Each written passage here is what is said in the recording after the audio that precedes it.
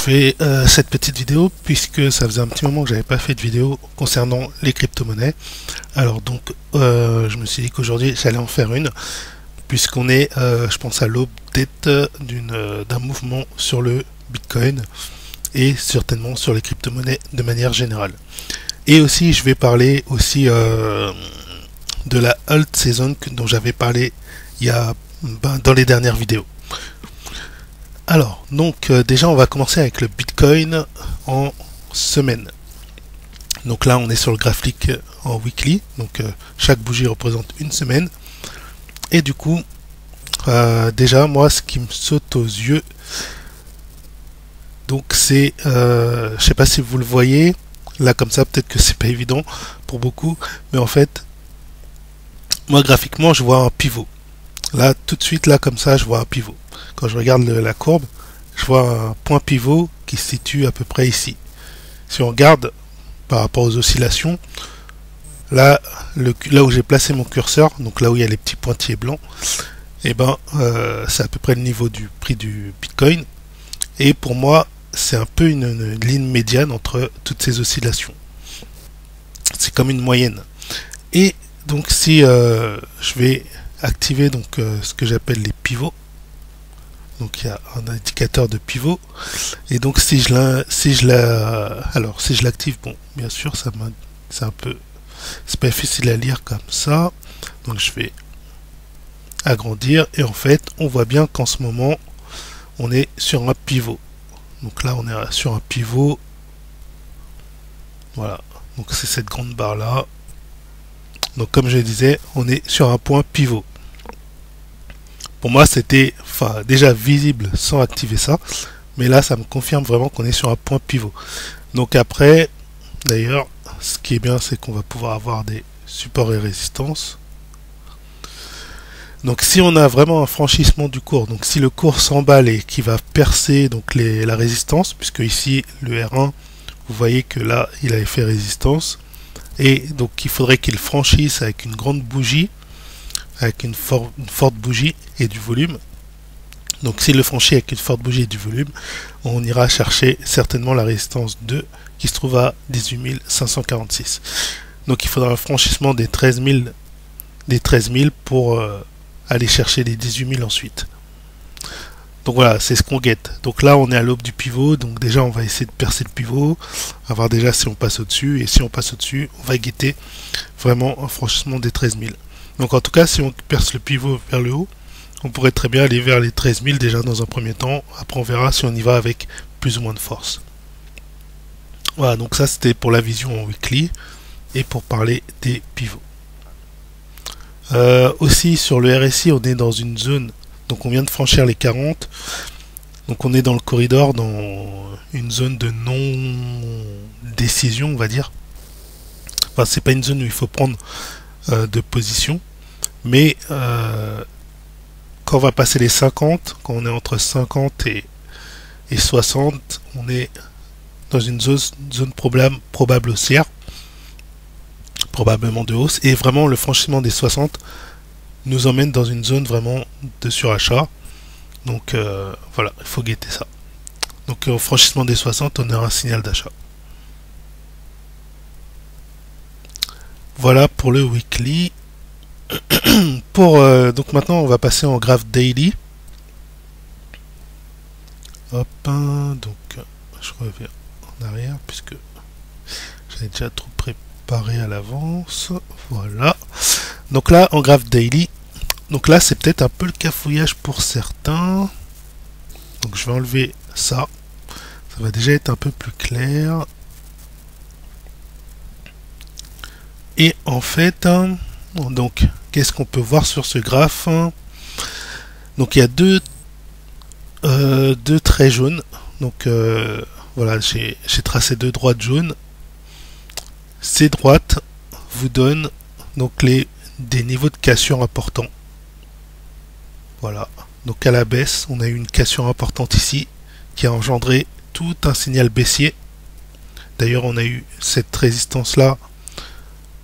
Donc au moment de la cassure, ce niveau-là, donc qui était déjà un niveau de support résistance précédemment, a fait avait office de résistance lors d'un pullback. Donc on a voulu revenir à la hausse.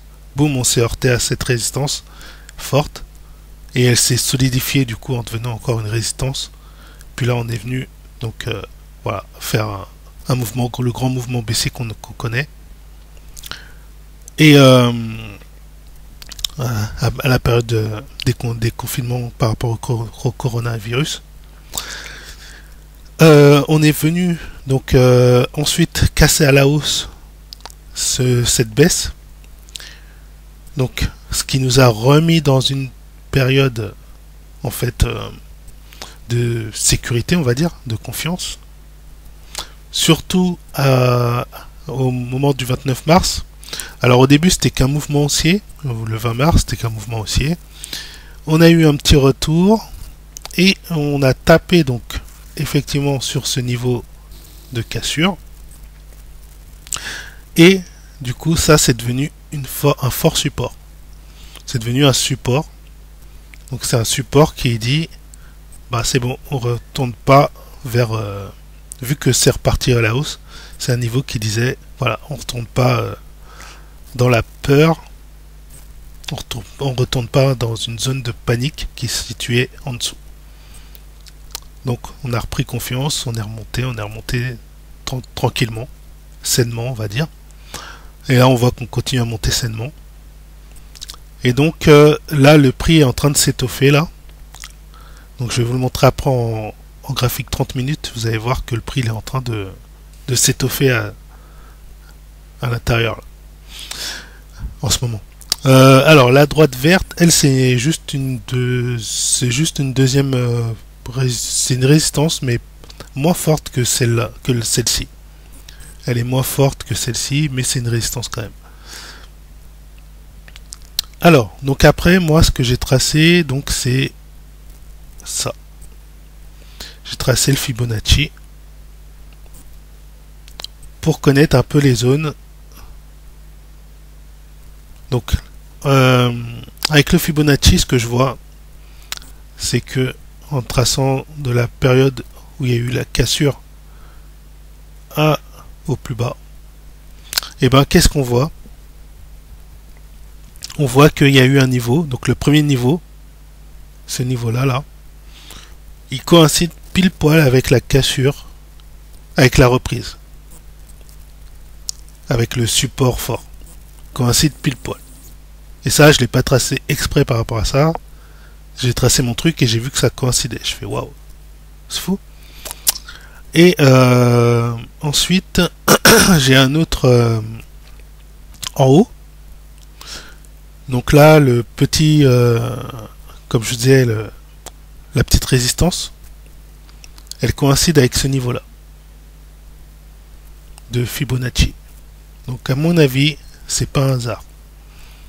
Et ici, là, on est sur un niveau de Fibonacci. Donc, ce qui explique cette période un peu d'indécision. Le marché se cherche et il va prendre une direction, haussière ou baissière. Donc s'il va là-haut, il va aller chercher cette première résistance. Je pense qu'il pourrait la franchir et aller chercher la plus grosse résistance. Et c'est là qu'il faudra être alerte à savoir si on la franchit ou pas. Voilà, en même temps on va surveiller le RSI. Le RSI, donc lui, il est pile poil sur la zone des 60. Il l'a pas franchi. Il est pile poil dessus. Donc on est plus à tendance haussière, on est plus sur une probabilité de scénario haussier que baissier. Puisqu'on a un RSI qui est sur les 60. Donc qui est proche de la zone. Donc là on est pile poil sur un signal d'achat. Donc dès qu'on le franchit, bim, c'est l'achat. Faut être acheteur. Et donc ça. Donc je vous conseille même de peut-être placer des ordres d'achat sur certains niveaux. Au cas où le marché il monte. Voilà. Alors, maintenant on va passer au graphique 30 minutes. Donc pareil, je vais revenir. Alors, donc là, maintenant, on va passer en 30 minutes, comme je vous l'ai dit. Et en 30 minutes, qu'est-ce qu'on voit? Donc là, j'ai mes bandes de Bollinger Alors par contre, je voulais pas les afficher comme ça exactement. Tant pis, tant pis, tant pis. Je voulais qu'elle soit moins forte. Alors je fais pause. Voilà, donc j'ai un peu modifié le boulanger. Donc du coup, ce que je voulais vous montrer, c'était que oui, c'est qu'on est dans une zone de compression là, donc depuis le 24 avril, on voit qu'on est rentré en compression. Donc le boulanger nous l'indique bien, et donc on voit, c'est facile d'identifier la borne haute et la borne basse de cette consolidation grâce au tracé de boulanger supérieur et inférieur. Et on voit qu'il se compresse. Et voilà, moi en orange, vous avez en fait ma zone de surveillance. Donc si ça part à la baisse et que ça franchit, alors quel niveau j'ai mis déjà, c'est 7415 à la baisse et 7625 à la hausse. Donc si ça franchit les 7625 à la hausse, donc là je pense que le signal serait déclenché. On a toujours le RSI, même en 30 minutes on peut le voir. Ici il est en dessous des 60. S'il franchit les 60, et bien aussi pareil, on aura un signal d'achat. Donc on aura une vraie concordance entre le graphique daily et le 30 minutes que je vous montre ici. Donc voilà. En tout cas pour moi, c'est comme ça que je le vois. Donc on voit bien la compression. Généralement quand il y a des compressions comme ça, après c'est comme un tir à l'arc. Hein, vous étirez votre arc. Et puis après, vous lâchez prise une fois que vous êtes sur la bonne tension. Et donc là, c'est ce qui se passe. Et donc voilà, donc préparez-vous à avoir un signal. Et comme je vous le dis, pour moi, il est plus probablement haussier puisqu'on est plus sur... le RSI nous montre qu'on est plus vers la hausse que soit en 30 minutes ou surtout en daily. En daily, il attend le signal pour justement passer en zone de surachat. Donc voilà. Donc là, voilà pour mon analyse personnelle du Bitcoin. Ensuite, je vais passer donc au BTC.D, donc à la dominance du Bitcoin. Alors là, on voit rien, c'est normal. Hop, il faut se mettre en daily pour bien voir. Donc, en daily, donc là, la dominance du Bitcoin, donc en fait c'est les altcoins face au Bitcoin, hein, c'est un peu comme le schéma que je vous montre habituellement de corrélation, sauf que bon, là je l'ai pas affiché. Bon, en fait c'est la dominance du Bitcoin par rapport au marché des cryptos. Donc si on est en zone haussière au niveau de la dominance, ça veut dire que le Bitcoin est en train de dominer les altcoins. Donc ça veut dire que la plupart des altcoins sous-performent par rapport au Bitcoin. Donc ça veut dire que d'un point de vue stratégique, il vaut mettre en Bitcoin que en altcoin. Maintenant, si c'est l'inverse, si on est dans une tendance baissière, ça veut dire que le Bitcoin est en train de sous-performer par rapport à ce que peut faire les altcoins en général. Donc ça veut dire qu'il faut mieux aller chercher des altcoins performantes et investir dessus plutôt que d'être sur le Bitcoin, puisque on peut faire plus de performance à ce moment-là sur les altcoins. Voilà. Donc à quoi sert donc le BTC dominance, et enfin voilà comment moi je l'utilise en tout cas. Donc moi je l'ai dit depuis des semaines, donc depuis à peu près le 3-5 avril, dans cette zone là. Donc moi depuis là je guettais justement l'arrivée sur le boulanger ici. Donc une fois qu'on est arrivé ici, je l'ai dit, donc le 6 avril, j'ai dit voilà, on est dans le début d'une alt saison. Alors je m'explique. Une alt saison, effectivement, pour beaucoup, c'est quand le marché, enfin quand les alts font des performances de malades, etc.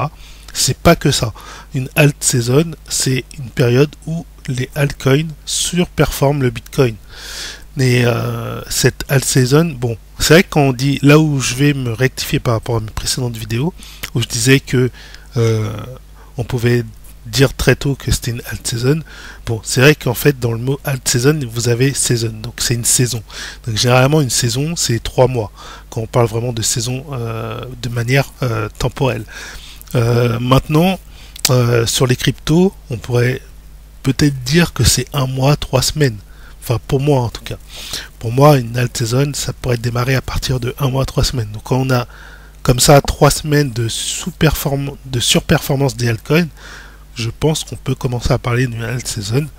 Voilà. Voilà pour en tout cas ma vision.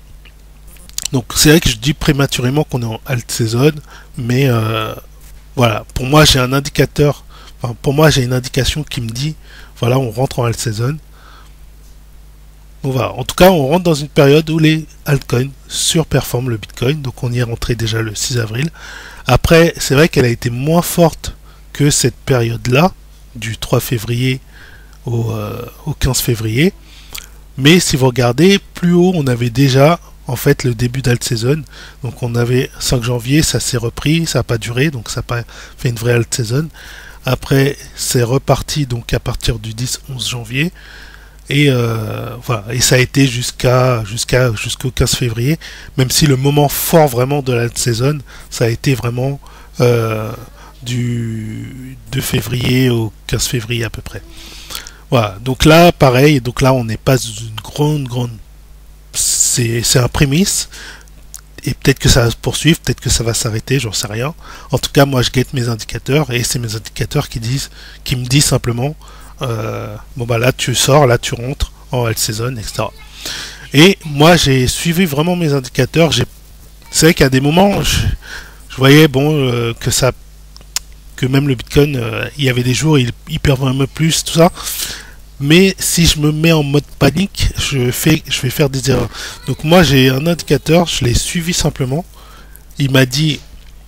Mon indicateur m'a dit, voilà, là le 6 avril t'es rentré en alt season, t'attends la sortie de la alt season, c'est tout. Donc j'ai suivi simplement mon indicateur, et jusqu'à aujourd'hui, pour l'instant, on est encore sur une surperformance des altcoins face au Bitcoin. Donc je reste en mode alt season avec ma stratégie particulière spécifique liée justement à alt season. Voilà, donc ça c'était la petite explication pour la alt season et pour donc la dominance actuellement. Donc Bitcoin face au altcoin. Voilà, ben j'arrête cette vidéo ici. Bon, je fais pas faire d'études de cas de crypto par crypto. Peut-être que dans la semaine je ferai une vidéo comme ça où je prendrai quelques cryptos et je ferai des analyses dessus. Allez, fin de la vidéo, bon dimanche et à bientôt.